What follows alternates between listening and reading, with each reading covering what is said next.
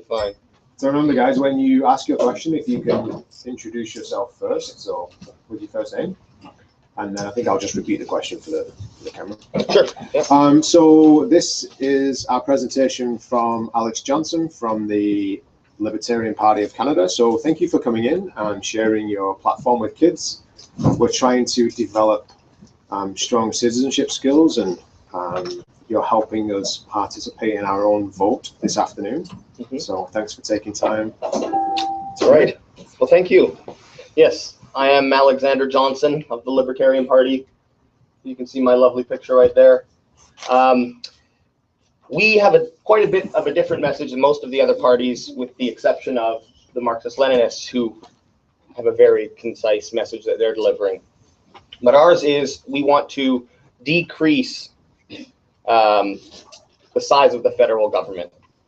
And a few ways that we plan on that we would do that if you elected us, all of us as your MPs collectively, if we somehow got power. Come on in.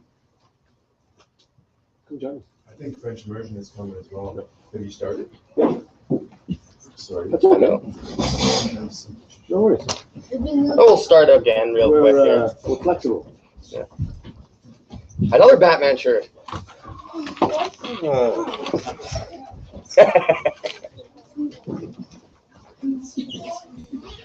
Quick, guys, you're gonna have to switch in because I think French immersion is lining up.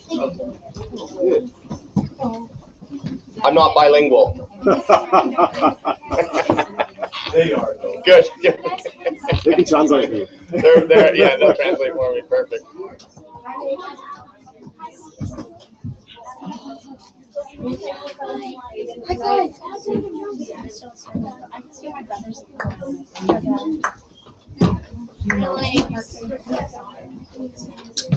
Really? Air high fives. Yeah, really? You can't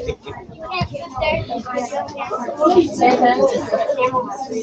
Hopefully we can Both of you will be on camera. Yeah. Me and Nick are on a football team.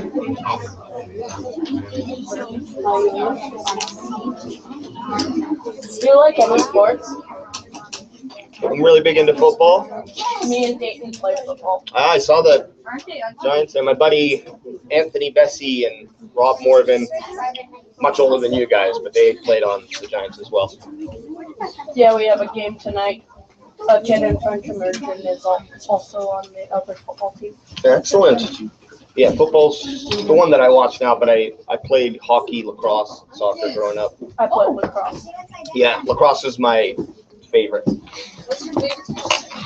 Right now, I love watching football. You like hockey? Oh yeah. It's just starting up right now, and football's kind of a few weeks in. I don't know. I just transferred over to football. Just playing a lot of Madden. The Canucks, of course. Local guy. But football is the Raiders and Indianapolis Colts. New York Giants. Because of the same name? And good team, quality team. Yep. My last name is Manning. Oh, Eli Manning. so when you wear the quarterback jersey, it's your jersey, really. For football practice, I wear Peyton's jersey because it has Manning on the Yeah. back. What positions do you guys play? I play defensive tackle. Yeah. All over the line. Running around the box. Running around the box. Thank you, grade 5 and 6. Welcome to our second to last presentation. So I'd like to introduce Alexander Johnson from the Libertarian Party of Canada, and he is here today to share his platform. So welcome. Yes, well, thanks again. So we just practiced this, so I'll try to get into it a little quicker. The Libertarian Party has quite a bit of a different message than the rest of the parties because we want a smaller federal government. We believe that we should cut corporate welfare, which means the subsidies that the government pays to businesses to prop them up, to keep them functioning if they're not making money. We don't want to participate. We don't want to give businesses that don't have a service that you're purchasing with, we don't want to prop it up with taxpayer money. So because of that, because we would want to cut all these costs that the federal government takes your money in, and then redistributes it. We want you to keep your money, not give it to this third layer. If you know what an onion is, everyone eats onions, I'm sure. There's 3 layers to this onion. There's you in the core, then there's the municipal layer, then which is your government, of your city government. Then there's the provincial layer, your provincial government, and then there's the federal layer. So it sounds a bit scary if I say that we want to remove the federal government from your life, but really you'll still have your municipal and provincial government for any of these protections or services that you want. We just feel that you shouldn't have to give your money to a third entity to redistribute it back to your municipal government. We say you keep your money, and because of that, we can cut taxes down. We like a flat tax, which means it doesn't matter how much money you make, whether you make $1 or you make $100, you will be taxed the same. We don't feel like punishing people for making a lot of money. It's not fair for them. We also realize that the system that we're in is a socialized system where people have paid years and years into services. And of course, that wouldn't be fair to just suddenly, magically, the Libertarian Party is voted in tomorrow, let's say. We couldn't just pull the rug out from underneath people and remove these services that they've paid in for years. Some of them are your grandfathers and grandmothers. They've paid so long into this service. It's even though it's a monopolized service, which means you have one option. We don't want to harm people by suddenly removing that. So there would be a process that we would take to go from only having a public option that's paid for from taxes, but that you pay into your federal government, to you keeping that money. The federal government would only pay off, eventually would only be paying off the debt, the federal debt. And if you want to have privatized healthcare, then we believe that you should have that option. Although, like I said, we understand that not everyone could do that. So, of course, we would have to keep some services available, public services available, because we don't want people just out in the streets. So that's one thing we would change how we look at the federal government. We'd want the power to come from the provinces and ultimately the people. But as a federal government, we can't guarantee that. We can only say, well, we'd step out of the way and let the provinces operate. There's also a very complicated tax credit system that Canada has, and we want to simplify that. Cut it, removing all of the paperwork and make it very simple for you. So everyone has a basic tax exemption. Do you know what a basic tax exemption is? I'm sure you've heard this term. No? It's the amount of money that you make in a year. The federal government isn't going to tax that income up to a certain point. So we want to raise that by 50%. Again, let you keep your money. But the consequence to that is that the federal government will shrink. So they're not going to have those services. So we're hoping that by allowing you to keep your money, you will put that more into your city and your province, or however your province and city want you to put your money into them, and that money should stay more locally. So that's the first part of it. The second part of it is there's a lot of, I'm sure you guys have grown up knowing about the Middle East war.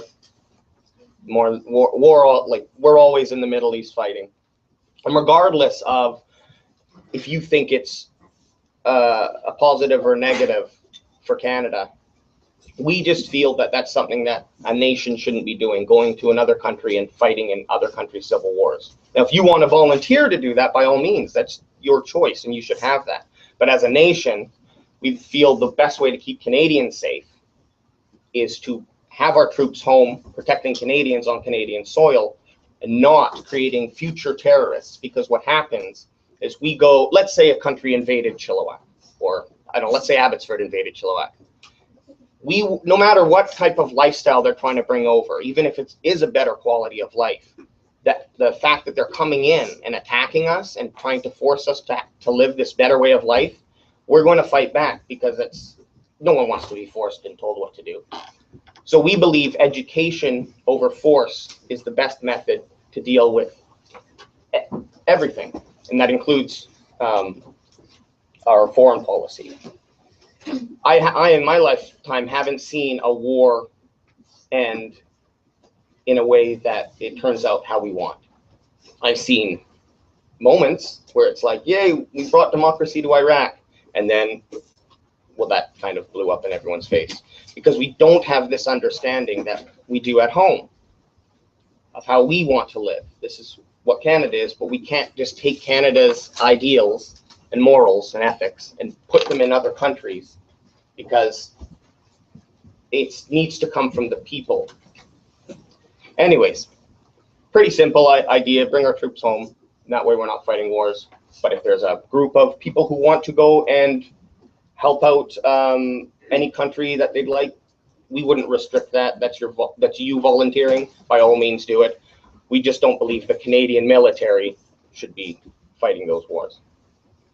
And another thing that that really stuck out to me is we want to remove we want to decriminalize, non-violent crimes. And so that means any sort of action or any crime, anything that's called a crime right now where there's not an actual victim.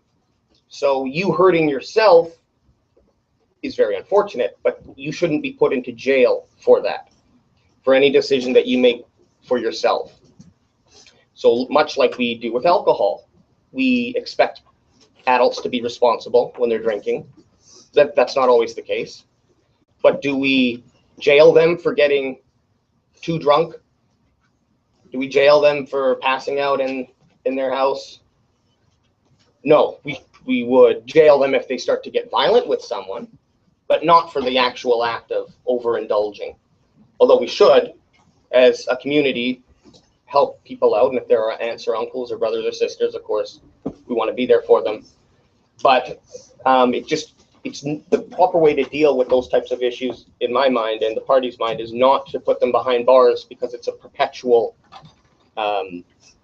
machine that basically someone has a issue, let's put them into jail.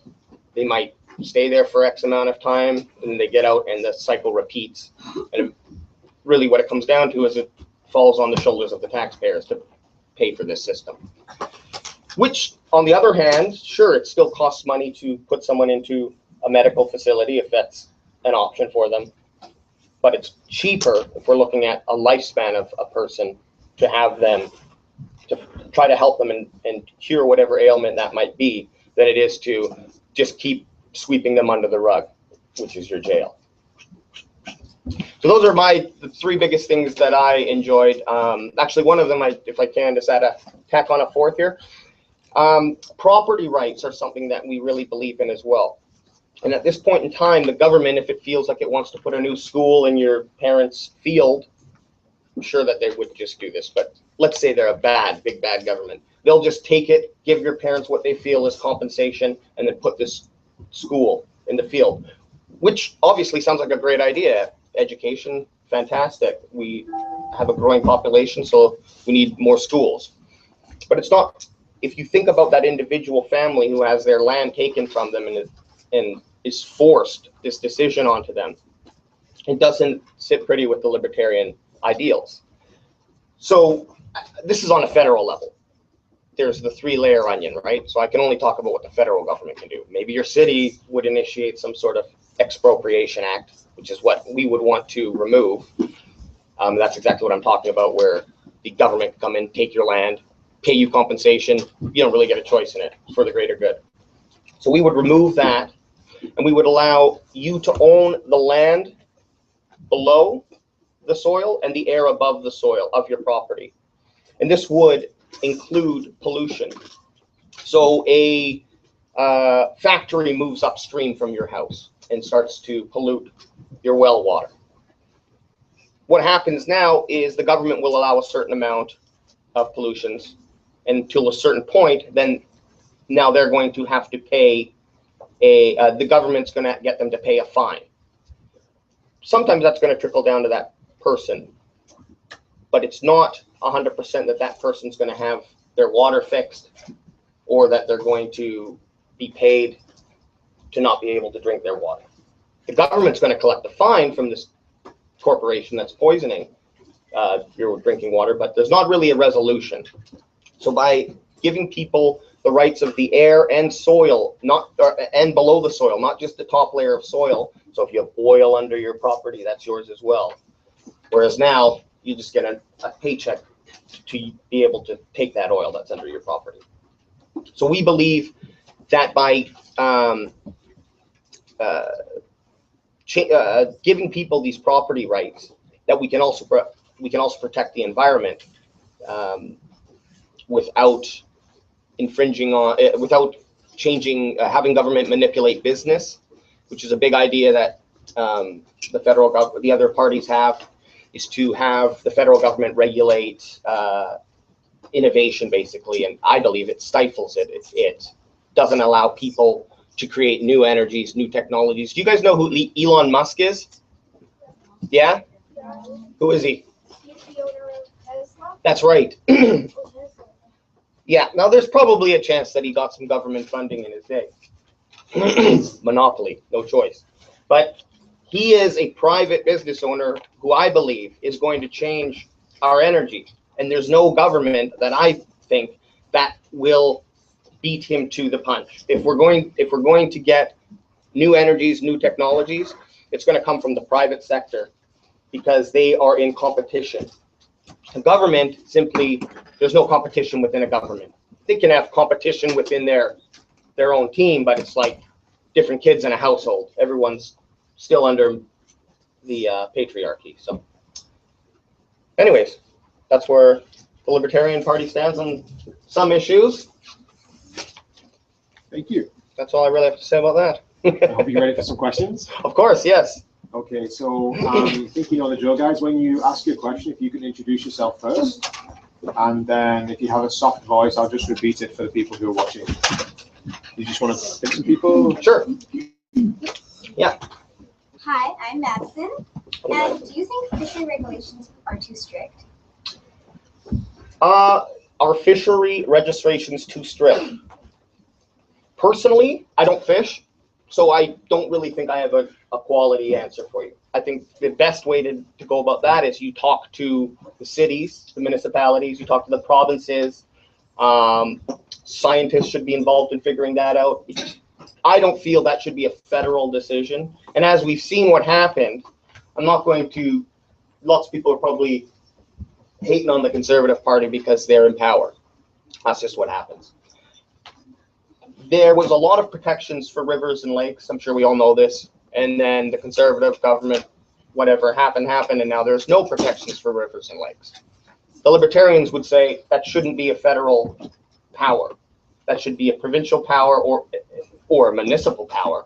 Ultimately, we'd love it to be a private property power, but we're not in that position. So my point of view would be like, it's irrelevant. The federal government shouldn't have a blanket answer for the east to west of Canada.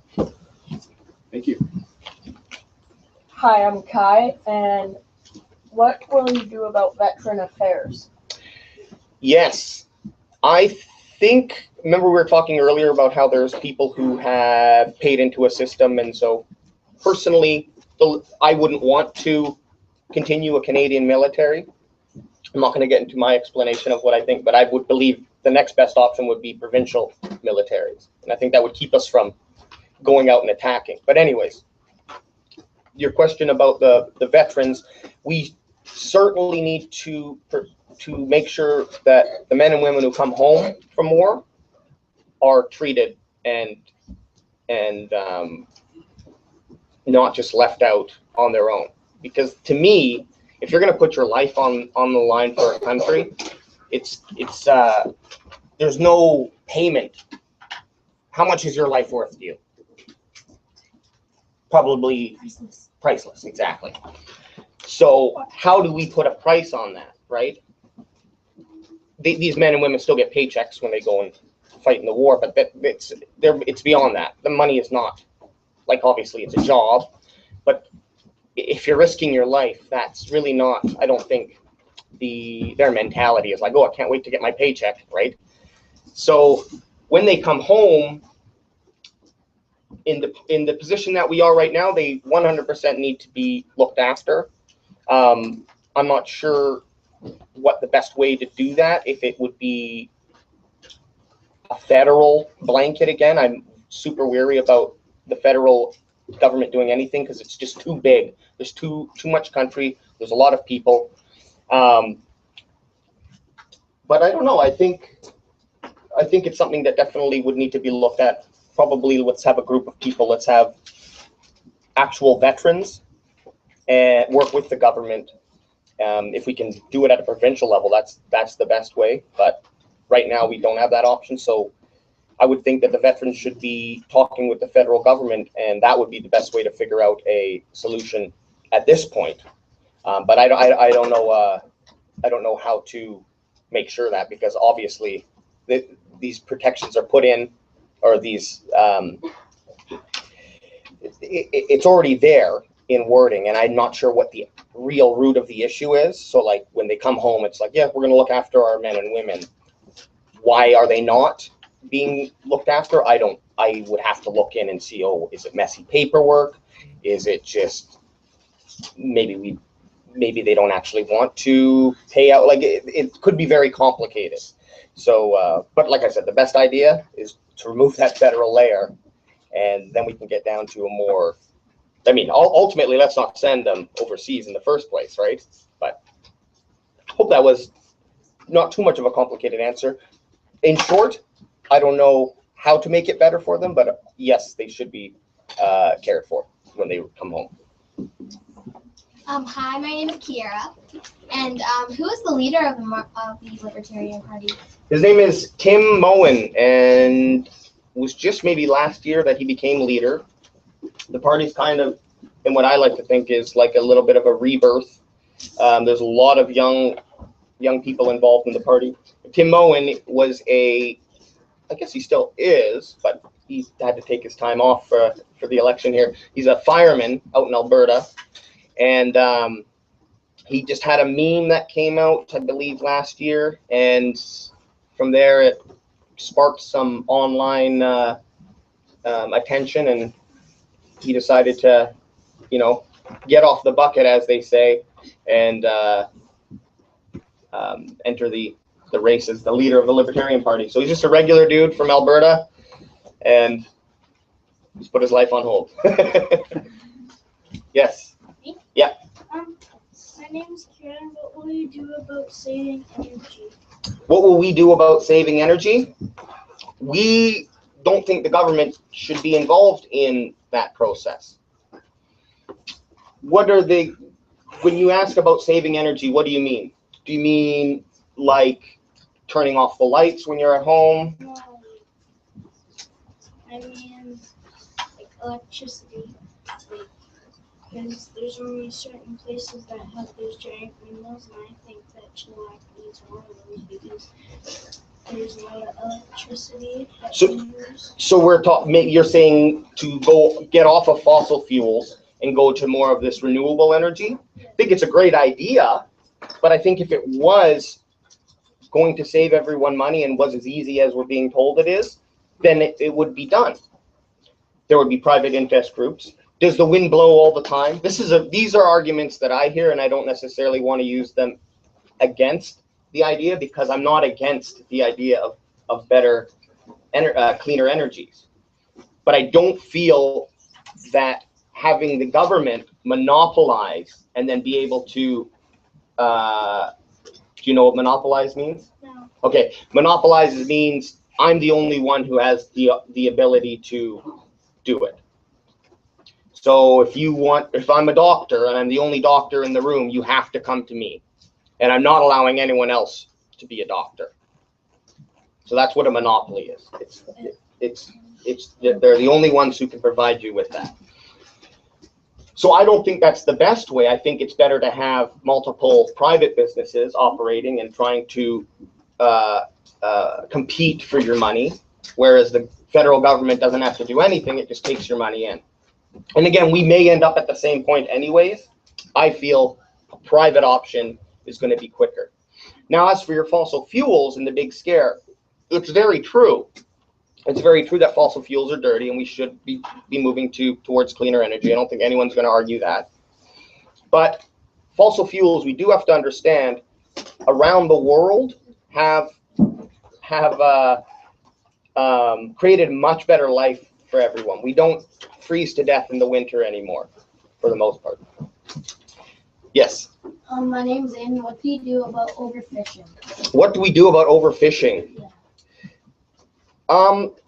Well, because the water is owned, at least the rivers are owned by your government, they have, I believe they, like I said, I'm not a fisherman, but they do have, much like they do for hunting, you can't just go out and hunt whatever you want. You need to get a tag, make sure it's the proper buck. I don't know if is that the term? Is that the terminology? So you can't just go and willy-nilly start shooting all these animals because you want to. Yeah, there's a process that you need to go through because we have public land, and that's why we have to go through the government. Now, as for the waterways, I'm assuming it's the same way because I know that you have to get a tag for fishing. I'm not a fisherman myself, but again, it's an issue for scientists to look into, and the provinces and the cities even better because we have this public land. The federal government can only give you one option for everyone. So that's probably not the best way to deal with it. I'm sure Manitoba has different issues than British Columbia with their waters and their fish. So if Manitoba even has fish, I don't know. Division 3, you can put your hands down now. We need to let the other classes ask some questions. We've kind of dominated the questioning. I'll hop to the back. Hi, my name is Kendra, and I was wondering if you wanted to make marijuana legal. Yes. No, we would decriminalize marijuana. We would decriminalize all nonviolent crimes. The reason is putting someone into jail for smoking a drug or much like alcohol. That's the act of actually using the drug shouldn't be a crime. That's your body, your choice. Now, I preach education over force. So, of course, you've all probably heard, you all know what drugs are or alcohol. You've all heard what can happen if you use them. That is going to be better than someone telling you, if you do this, you're going to go to jail. Curiosity killed the cat. And I know if I'm told not to do something, I'm a little more interested in doing it. Rather than I'm not saying go out and drink tonight. Don't do that, please. Save your brains. But if one day later in your life you get caught with a substance that is deemed illegal, I don't think it's right for you to go to jail unless you're damaging someone's property, stealing something from them. But again, those are crimes where you're harming someone's property or someone themselves. Doing something to yourself, I think education over force is the best method. Yes. With the war in Syria, are we going to be deploying troops over there, or are we just going to be all huddled here? We're going to be helping. Our party? What Canada's going to do is probably send more troops there. But I don't think we should do that. In the Middle East, we're fighting both sides. Now, it's complicated and I don't really know which side is what side. But we're giving weapons or money to one group, and then we're fighting with the other group. So it's a very complicated system. And when you're fighting a group like ISIS, who doesn't have a nation, and they're a bunch of terrorists, or what we call terrorists, it's complicated to eliminate them. There's no single figure. You can't wipe out ISIS like you can go into a country and get rid of their leader and now have actual dominance of that country. There's not if you take out their number one guy, well, there's going to be 5 or 6 new number one guys, because there's not a country. ISIS isn't a country. It's just simply a group of people. So is that the answer you're looking for? Like, if we were in charge, we would just bring our troops home. But if you personally wanted to go and fight in the war because that's something that you believed in, we wouldn't restrict you from doing that. That's get your own equipment and go. But we have 2 more questions, guys. Hi, my name is Kathy. What are you going to do about abortion? Abortion? Me personally, I wouldn't say anti-abortion, but I believe if someone came up to me and asked me, Alex, this is in your hands, this decision is in your hands. I'm giving this decision to you. I would say no. Let's find a better way. I'm sure we can find a better way because I believe every life has a chance of being that next Elon Musk or Albert Einstein, as much as they have a chance of being the next bad clown man. I don't know, Jeffrey Dahmer or someone. But I'm a positive thinker so I wouldn't ever default to that. However, it's not my right to tell individuals what they can do with their body. So again, it's education over force, but I'm pro-choice in the sense that a woman has a right to decide what is going to happen to her body and not me. Hi, I'm Mark, and I'm Ed 209. Are you bilingual? No. Well, you can try it and maybe someone can translate for me. Oui? That's my extent. Did you want to ask or no? Oh, was that it? Do I speak French? Oh, I thought you were going to ask it in French. No, I don't. Oh. I think she just wanted to know if you are bilingual. Oh. Well, now you know the answer, don't you? That was a quick one. Maybe we get one more. Last question. What good will it do for Canada if people are getting high on chloroquine, literally tearing themselves apart? High on Chloroquine, I don't know the name of that drug. hurricane. This is new to I don't me. know. I wrote cocaine. Yeah. Cocaine. Yeah. Well, I don't think that. Okay, any drug that's going to make you. Let's use hurricane. That's actually a brand new one. We'll just make it up right now. And it makes you tear at your body. Should we put someone in jail for that? Well, what do you rather? Well, I would. shouldn't you make it illegal though to actually have that? It's not going. Making it legal. So when you make something illegal, and we saw this with alcohol, you guys know about prohibition in, I think it's the 1920s. What happened when we made alcohol illegal? Everybody went crazy. Everyone went crazy. Maybe not. Well, maybe they did. I don't know. Basically, it gave an opportunity for crime lords to make more money because they're the only ones selling you this illegal drug or alcohol. So if we make like marijuana very easy to get, it's illegal. You'll go to jail if you have it. Probably not so much anymore. There was a time. But making something illegal does not eliminate it, right? And if I'm telling you that all these things are bad, every single one is bad, you're going to rip your belly open if you use them. And you end up using one. And then the assumption now is, oh, well, this wasn't so bad. Now, this is maybe is a crazy rabbit hole I'm going down. But again, education over force. If someone does this drug, Hurricana or whatever it was, and smashes your car, they need to pay for that. But they shouldn't pay for the damage that they're doing for themselves. In fact, we would hope that the community, friends and family would be there to say, hey, let's get you out of this hole. But we shouldn't throw them in one for that. Okay, thank you for answering our great questions. Just a gentle reminder that the audio is super sensitive, so if you're talking, you're going to spoil the quality of the people who are watching this. So please be mindful of that. We've been asking one last question of our candidates, and it's more of a summary question. Mm-hmm. So if you were elected as our representative for Chilliwack-Hope in the House of Commons, what would be the single most important thing that you were trying to achieve during that term? I've been listening a lot this election to the other candidates and to what people's concerns are. And I've never done that before in my life, so it's been a nice eye-opening experience. Everyone has a different issue, or different groups of people have different issues. And the common denominator in all of these things is that people don't feel that their voice is being heard. And I'm sure Dorothy talked to you guys about what we need to do to reform the electoral process so that your voice is heard and it's not a top-down government. Did she go over that? You've probably heard a lot, so maybe it's a little.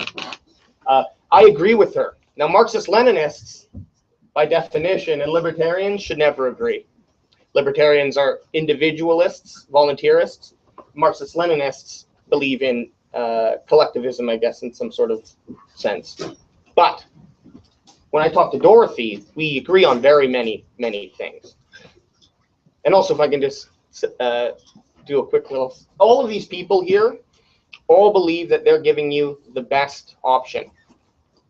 And there's lots of people who get very upset with the Conservatives or very upset with the NDP if they're in power, because they're the group that's in power that's making the decisions. But just so we're all just so we take this home with you, they're all human beings who believe that what they're providing you is your best option. So you may not agree with it, and you may, sometimes I'm like, no, this is just a really silly policy. But that's not who that person is. So all of these people are very lovely. I've had a lot of good time talking with them. And when you watch politics in the future, just know it's a show for you, okay? When they're arguing on stage, it's for you to pick your favorite team. So listen to what they say. Don't buy into the pageantry contest that's going on.